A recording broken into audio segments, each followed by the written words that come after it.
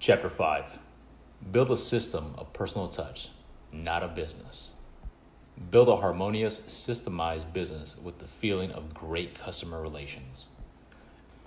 In the prior chapter, we talked about team building, the methodology of systemizing process in your business without losing touch of customer service and or client relationships. In the section below, we will emphasize on building a system so you can stand away from the business and watch it grow month after month, year after year.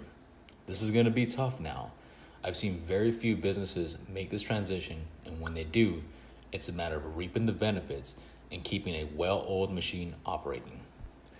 In the Army and other military branches, units set the operations procedure, policies, and SOPs, standard operating procedures, systems in place along with checks and balances, and usually there's a fairness and order.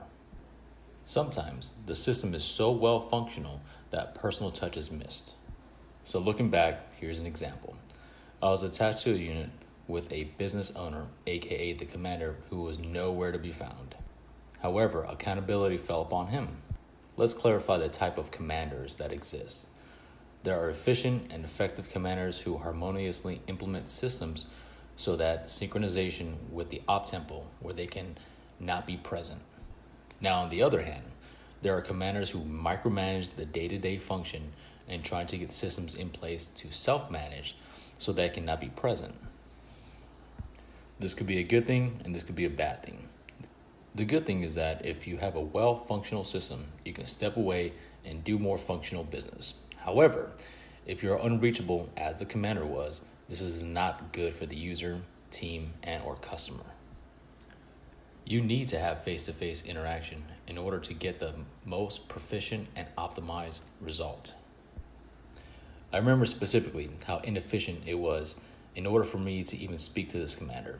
I would have to set up meetings for actual meetings and more bullshit for more bullshit.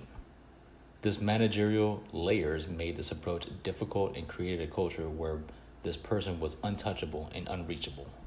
Finally, the message being this person was unaware of how to deal with troops and customers.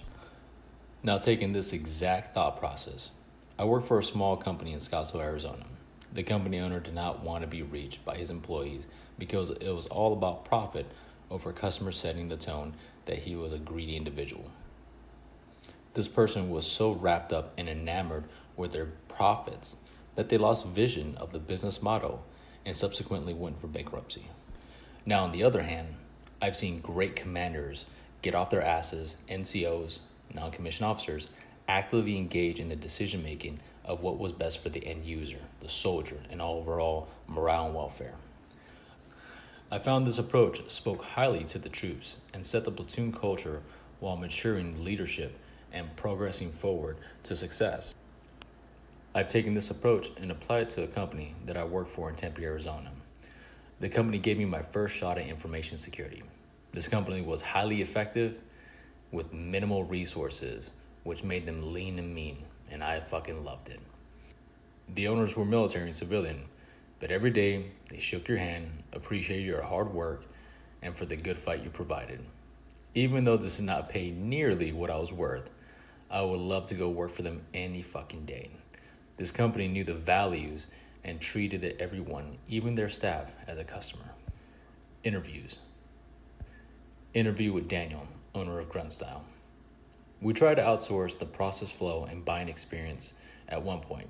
However, we noticed nobody cares like you do. You lose speed and control once you give certain parts of the business away. Since then, we brought in everything in-house and defined it by implementing a better passion behind the intention. Interview with Tyler, one of the owners of 18 Series Nutrition. We make sure all customers are treated the same across the board. We agreed early on to make sure a handwritten note goes with every order so they know that a human packed their order and who knows their name and appreciates their support. Mike, owner of Guerrilla Outfitters. At this time, I did not have any employees, and my wife is my only teammate. Working with my wife has brought us closer together. Working with her isn't always easy, but I wouldn't change it for anything. The key to small teams is great communication while knowing what each other is doing. Equal amounts of work needs to be put in. For example, my wife is in charge of the operational functions of the business, i.e. setting up the files and whatnot for engraving, and I run a lot of raw good productions. If a teammate thinks they are working harder than another, this needs to be addressed accordingly. The work put in by others sometimes goes unnoticed. However, if this is a skill set you do not possess, then guess what? It is necessary to work. One of the things I use from the time that I was in Special Forces is the delegation of duty and responsibility.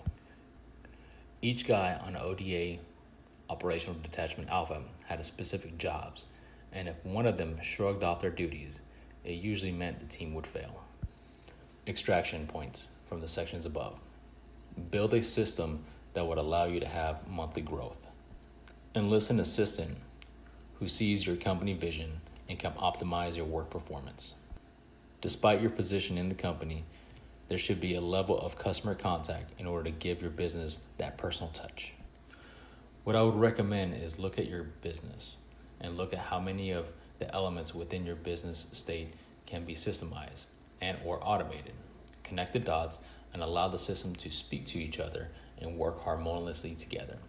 Then, at that point, you have a good system. However, please do not lose customer contact and or focus at the expense of the further business development. Even with systems in place, your customer is vitally needed for monetary growth. Therefore, there is nothing more perturbing than a disconnected commander and or business owner who loses sight of that, the customer. Tactical exercise. 1.